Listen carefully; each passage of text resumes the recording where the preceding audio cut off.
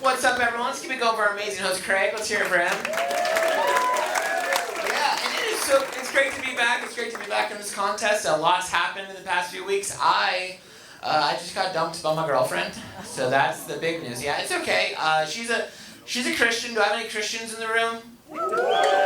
Okay, this side might be going to hell, but the rest of y'all, you guys. No, she's a Christian, and the reason I say that is I think I'm done dating Christian women. That's where I'm at with it. So I'm gonna come join your guys' team. And here's why. When she broke up with me, she said, and I quote, "It's God's will for us not to be together." You all, she wholly ghosted me. And now I do some Christian jokes, but then I like to give something to the people that aren't into Christianity. This is, if you ever find yourself at church, I'm going to teach you, and you don't want to be there, I'm going to teach you a game you can play at church when you don't want to be there. It's called Inappropriate Things Old Women Tell You at Church. Have you guys ever played this one? It's a lot. And here's the one to beat. This happened to me years ago when I started comedy. This old woman came up to me at church. She said, "Hey, I've been seeing you've been doing all this stand-up comedy lately. What's all that about?" So I told her, I said, "I love telling jokes. I love making people laugh. I don't know. Maybe it'll be a job one day." And she glared at me. I know, right? She said, "Just remember, if you're not getting paid for it, it's not a real job." And I said, "Aren't you a stay-at-home mom?"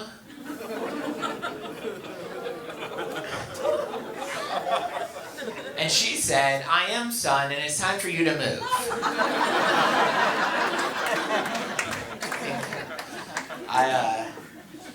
I'll go to answer the question you guys are all wondering. Yes, I did peak in high school, okay? You don't get to this stage without a little peaking in high school. But when I was in high school, I was the lead guitar player, guitar as in like a guitar-shaped keyboard. I was the lead guitar player in a Christian punk rock praise and worship band. You've never heard those words together. I told that to the audience last night at that show, and I said, "I'm the lead guitar player in a Christian punk rock band," and this man in the back of the room yelled, "Save some women for the rest of us." And I get it now. Not the sexiest instrument I could have picked, right? Like all the women dried up as soon as I said guitar. No one was dumping their man when I said that. And I get that now at 37, but when I was 16, I would have fought you over that.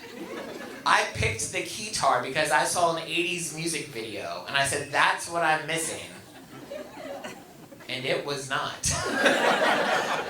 It was not. Here's the thing. I used to be so proud of it. I would be at church camp. That's where we got most of our gigs.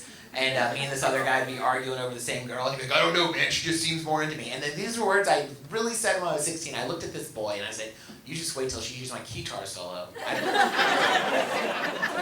was like, "You just wait till tonight's worship night and we'll see." And y'all, she did hear my guitar solo that night. I remember this. And then 2 years later, she became a lesbian. Because if I can't have her, no man can, okay?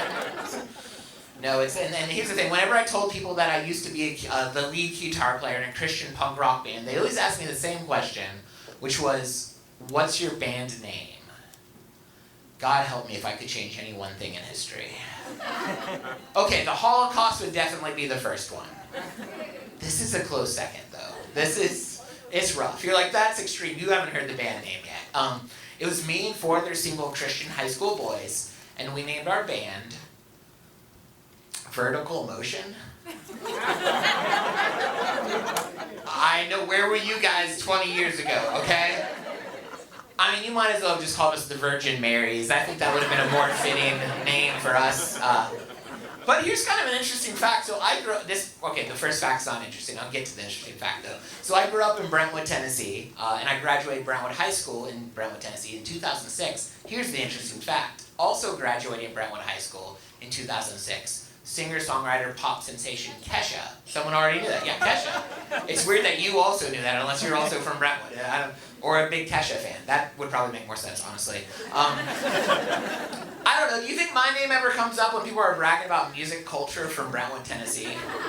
Do you think there's anyone like, obviously everyone knew Kesha graduated here from 2006. But do you know who else graduated here? The lead guitar player in Vertical Motion.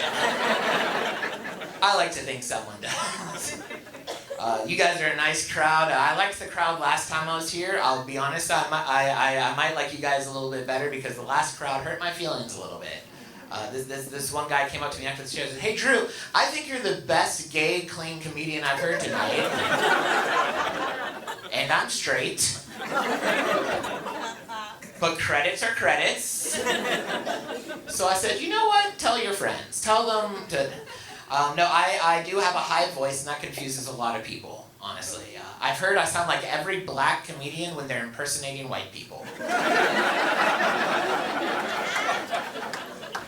You guys laughed at that a little too much, honestly. It was a joke until you were like, yep. And I've never met my biological father, but if I had to make a guess, I'd say John Lovitz. What do you guys think? Again, worst part of that joke is I didn't even write it. A friend gave it to me a while back, like, you should say that on stage. And I thought to myself, that's not gonna work. And then I said it, and it got an applause break the first night. And so I got a new joke, and I lost a friend. Even the internet thinks I'm gay, if I'm being honest. It does. A while back, I took a Facebook quiz, back when those were a relevant thing to do. I was, which stand-up comedian are you? It's like, all right, well, maybe I'll get one of my favorites, Jim Gaffigan, John Mulaney. I got Ellen DeGeneres, so... But you know, here's the thing though, everything about us is on purpose. Like, everything about us can be used to our advantage. I think part of growing up is being okay with all parts of yourself, even the parts you don't like that much, right? I think that's a big part of maturing. And my high voice saved me at a comedy show one time. It really did. I went to perform a sketchy Diker. Nope.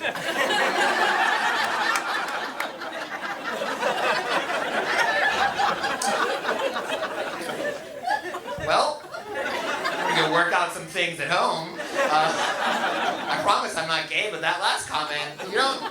Anyway, time to finish this joke. I'm gonna get to the end of the line. I was really at this sketchy biker bar, and then everyone there looked terrifying. And I was hitting the bartender. She was hitting on me back. And then she leaned in and she said, "Hey, I just want you to know, my boyfriend's here, and I don't even care." And that was terrifying, because everyone there looked like they just escaped prison to come to the comedy show and murdered their driver on the way here.